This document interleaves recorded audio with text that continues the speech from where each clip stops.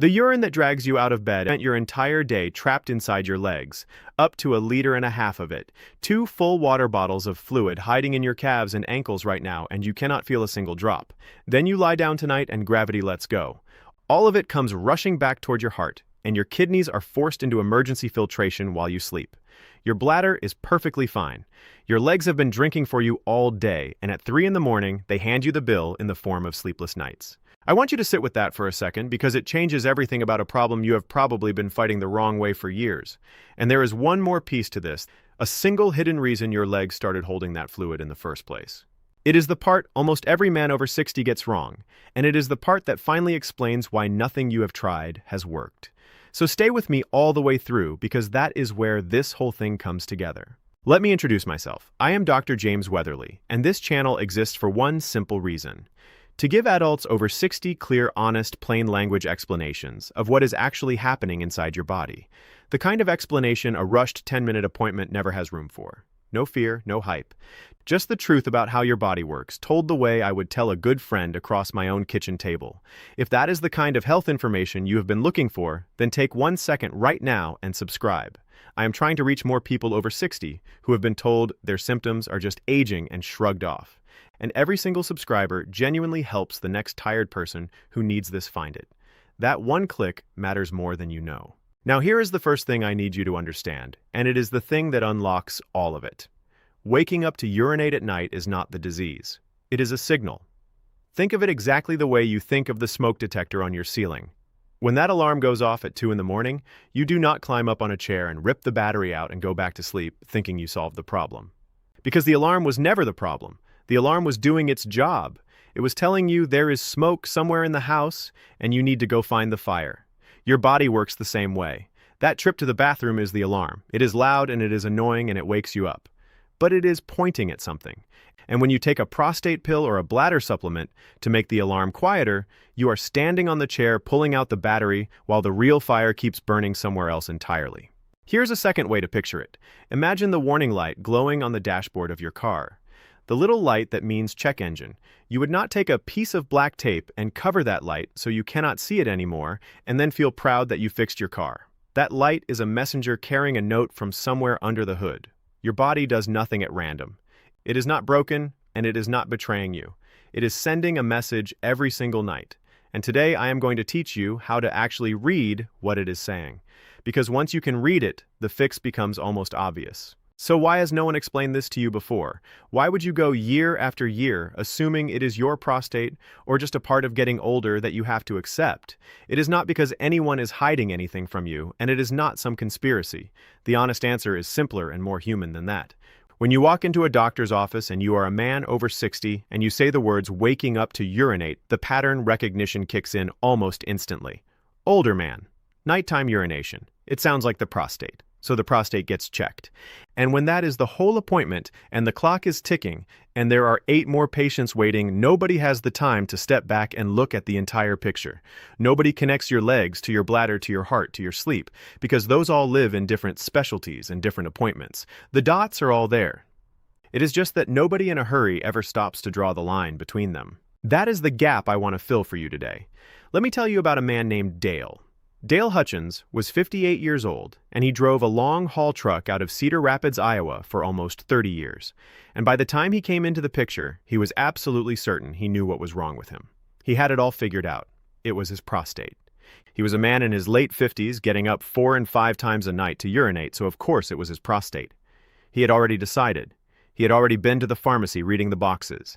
He had already started cutting off all fluids after 6 in the evening. No water, no coffee, not even the small glass of iced tea he loved with dinner. He was thirsty and miserable in the evenings, and he did it anyway because he was sure it would fix the nights. And it did not fix a single thing. That is the part that broke him a little. Dale would go to bed with a bone-dry mouth, having not swallowed anything for hours, and he would still wake up at 2 in the morning and pass what he described as half a mason jar of urine. It made no sense to him. Where was it even coming from? He had not had a drink in 6 hours. He started to get scared. He started to think something was seriously wrong, and the prostate story was the only story he had, so he clung to it tighter. And when he finally sat down and told someone the whole thing, something interesting happened. Instead of only checking the prostate, someone finally asked to look at his legs. And they had him do the same thing I had you do at the very start. Press a thumb into the skin above the ankle. And when Dale pressed, there was a dent. A soft little crater in the skin that sat there and took its time filling back in. He also mentioned almost as a throwaway that when he peeled off his socks at night, there were deep grooves pressed into his skin where the elastic had been. Rings around his legs. He thought that was normal. He thought that was just what socks do. It is not just what socks do. Those grooves and that dent are the fire behind the alarm. So let me actually teach you the mechanism now, because once you see it, you cannot unsee it. Stand up or even just sit there and think about where your blood is right now. Gravity is constantly pulling the fluid in your body down toward the lowest point. And when you are upright all day, that lowest point is your feet and your ankles and your lower legs. Your veins are supposed to fight that pull. Inside your leg veins, there are tiny one-way doors called valves. And every time your calf muscle squeezes when you walk, it pushes blood up through those little doors toward your heart. And the doors snap shut behind it, so it cannot fall back down. Your calf is basically a pump. Engineers who study the body actually call it the second heart because that is how important it is. Every step you take is a heartbeat for your legs. Now picture what happens when those valves get old and weak and leaky, which is incredibly common as we age. The little one-way doors stop sealing properly. So instead of blood moving up and staying up, it sloshes back down and pools. And now picture a man like Dale who sat in a truck seat for 10 hours a day for 30 years, barely moving his calves at all. The pump was switched off for most of his waking life. So all day long, fluid drifted out of those leaky veins and settled into the soft tissue of his legs. Little by little, hour by hour, his ankles and calves were slowly filling up like two water balloons. And because it happened so gradually, he never felt it happening. That is the 1.5 liters. That is where the fluid hides.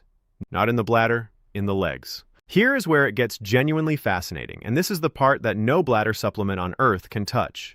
What do you do at the end of the day? You lie down. And the instant you go horizontal, you take gravity out of the equation. There is no more down for the fluid to pool into. So all of that trapped fluid in your legs finally gets released back into your bloodstream, and it flows uphill toward the center of your body, and it arrives at your heart. And your heart suddenly notices that there is a lot more fluid in the system than there was a minute ago. Specifically, the upper right chamber of your heart, the part called the right atrium, feels itself get stretched by the extra volume. And that stretch is a trigger. When the right atrium gets stretched like that, it releases a hormone. And I want you to remember this hormone because it is the hero and the villain of your entire night. It is called atrial natriuretic peptide. That is a mouthful, so let me just translate it plainly. Atrial means it comes from that upper chamber of the heart. Natriuretic is a fancy word that simply means it makes you get rid of salt and water. So this is a chemical messenger that your stretched heart fires off, and it goes straight to your kidneys carrying one blunt instruction: dump fluid. Now, this is the signal your heart is sending in the middle of the night. And if you have felt this exact thing happening to you, I want you to type that word, signal, in the comments right now. Because I promise you are not alone, and it helps me know who this is reaching. Your kidneys receive that hormone, and they obey instantly. They ramp up filtration, they pull water out of your blood, and start making urine at a furious pace. And 45 minutes to an hour after you lie down, your bladder is full and the alarm goes off, and you are standing in the bathroom at 2 in the morning, wondering how on earth this is possible when you have not had a drink since lunch. Now, do you see why cutting off fluids after 6 in the evening did nothing for Dale? The fluid was never something he drank that evening. It was fluid that had been loading into his legs since breakfast. You cannot out-restrict a problem that is already inside your body, waiting for you to lie down. This is what I mean by the phrase, I want you to never forget. You are drinking through your legs. All day long, your legs are quietly taking on fluid, and then they hand the entire day's worth to your kidneys the moment your head hits the pillow. Let me stop here for one moment because we are about halfway through, and I want to make sure the stakes are completely clear before I show you the last hidden piece. This nighttime waking is not just annoying. Fragmented sleep like this wrecks the deep restorative stages of sleep your brain and heart desperately need. It is why Dale was exhausted every single morning, no matter how early he went to bed. And the biggest piece of this puzzle, the reason his legs got so leaky and overloaded in the first place, is still coming. So stay with me because that is the part that sends some people straight to the right doctor. Now, there were actually 3 separate things feeding Dale's problem, and I've only really shown you one so far, which is the weak leaky vein valves and the pooling. That alone is enough to ruin your sleep. But here's the second cause, and it is the one that turned this from a nuisance into something that genuinely needed attention. Remember the mild breathlessness Dale felt going up a flight of stairs? He blamed it on being out of shape. He blamed it on the weight he had put on sitting in that truck. But when someone finally looked at the whole man, and not just the prostate they sent him, not to a urologist, but to a heart doctor. And what they found was the answer to the loop I opened at the very beginning. Dale had the early stages of a weakened heart. Not a heart attack, not something dramatic, but a heart that was struggling just enough that it could no longer keep up with moving all that fluid efficiently. And a heart under that kind of quiet strain lets even more fluid escape into the legs during the day, and it makes that right atrium even twitchier about firing off the fluid-dumping hormone at night. His nighttime bathroom trips were one of the very first whispers of a heart that needed help. That is how early this signal shows up, long before the swelling gets dramatic, long before anything hurts. The body was warning him in the middle of the night, and he had been treating it like a plumbing issue. And there was a third piece, too. When they looked into why his sleep was so broken beyond just the bathroom trips, they found he had sleep apnea. His breathing was stopping and starting through the night. And here is the cruel little twist. Those breathing pauses put their own strain on the heart and pressure changes in the chest that also nudged the kidneys toward making more urine at night. So all three things were braided together. Weak, leaky leg veins pooling fluid all day, an early struggling heart making it worse and firing that hormone too eagerly, and sleep apnea layering on top of both. Three causes, one tired man, and not one of them was his prostate, which, by the way, tested completely normal. His prostate-specific antigen number, the standard prostate blood test, was perfectly fine. The organ he was so sure was, the villain was innocent the whole time. I know that is a lot, so let me bring it all the way back to something simple. Everything you just learned points at the same handful of actions. And this is the good part because unlike a lot of health problems, this one has levers. You can start pulling this very week. So let me give you the plan, and let me say clearly that this video is for education and understanding your own body. It is not a diagnosis of you personally, and everything here is meant to help you have a much smarter conversation with your own doctor. Nothing I am about to say means you should ever stop or change a medication on your own. The first step is the one that helped Dale the most, and it costs nothing. In the evening before bed, you elevate your legs. I mean, genuinely elevate them, so your feet are above the level of your heart for a solid 20 to 30 minutes, maybe an hour or two before you plan to sleep. Lie on the couch or the bed and prop your feet up on some pillows or the armrest. Here is why this works, and it ties directly back to the mechanism. You are using gravity on purpose. Instead of waiting until you lie down flat at bedtime to release all that leg fluid in one overwhelming flood, you are draining your legs earlier in a controlled way while you are still awake.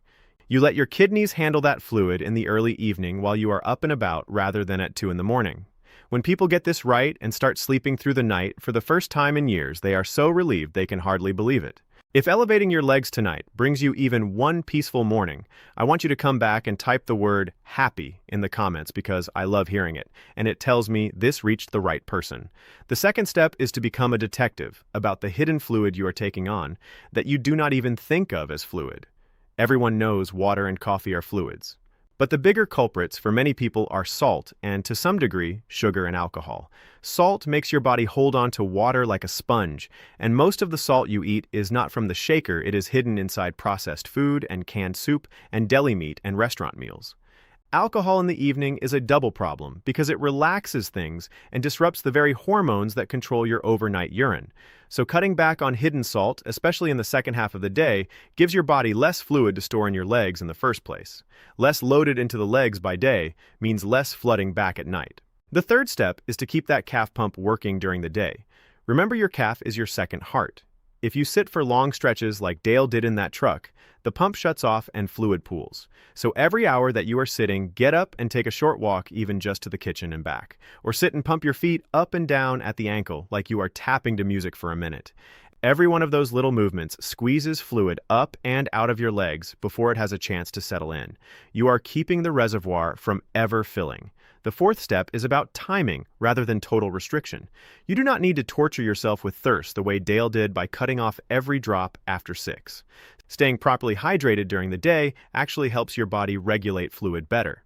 The smarter move is to do most of your drinking earlier in the day and simply ease off in the last 2 or 3 hours before bed. Gentle timing, not harsh punishment. And the fifth step is the most important one of all. Take everything you learned today and bring it to your doctor as a set of questions rather than a self-diagnosis. Tell them about the dent above your ankle. Tell them about the sock grooves. Mention if you get short of breath on stairs or if anyone has told you that you snore or stop breathing in your sleep. Ask them plainly whether your nighttime urination could be coming from fluid pooling in your legs and whether your heart and your sleep are worth a closer look. Because here's the thing. If there is any early heart involvement or any sleep apnea underneath this, you want that found. That is not something to manage with a supplement. And I want to be very clear and responsible with you here. If you ever have sudden, severe leg swelling, especially in just one leg, or you have real shortness of breath or chest discomfort, or you wake up gasping for air, those are not wait-and-see symptoms. Those mean you call your doctor promptly or seek care right away. This signal deserves respect, not panic, but respect. So let me tell you how Dale's story ended because it is the reason I wanted to tell you all of this. Once he understood that his legs were the problem, and not his prostate, everything changed almost embarrassingly fast. He started elevating his legs every evening. He got serious about the hidden salt. He got up and moved during his long drives, and with his doctors, he began properly treating the early heart strain and the sleep apnea that had been hiding underneath the whole time. Within 1 week, he went from 5 trips to the bathroom a night down to a single trip. Within about a month, he was sleeping straight through the night for the first time in years, and waking up rested. And when they checked his legs again, the swelling had visibly come down. The dent above his ankle was gone. The man who was certain he had a prostate problem never had one at all. He had legs that were drinking for him and a heart that was quietly asking for help. And once he finally listened to the real signal his body was sending, his nights came back to him. That is what I want for you. I want you to stop fighting the alarm and go find the fire. Your body is not broken, and it is not betraying you. It has been telling you the truth this whole time in the only language it has, and now you can finally understand it. Before you go, there is one thing I want to ask of you, and it is not for me. It is for someone you love. Think about the man in your life who gets up 3 and 4 times every night and just accepts it. The husband who is exhausted every morning. The father or the brother or the friend who has quietly decided this is just what getting older feels like and who will never in 100 years go searching for a video like this on his own. He is not going to find this, but you can hand it to him. You might genuinely be the only way this ever reaches him. So please share this video with that one specific person tonight. It could give him his sleep back. And if you want me to keep explaining the things that nobody ever takes the time to sit down and explain, then subscribe and stay with me. Because there is a great deal more your body is trying to tell you, and I want to walk you through all of it, one honest conversation at a time. Next week, I am going to show you something just as hidden. Why your feet and hands go cold long before anything else does, and what that quietly reveals about your circulation years before other symptoms ever appear. You will not want to miss it. I am Dr. James Weatherly. Take good care of yourself this week.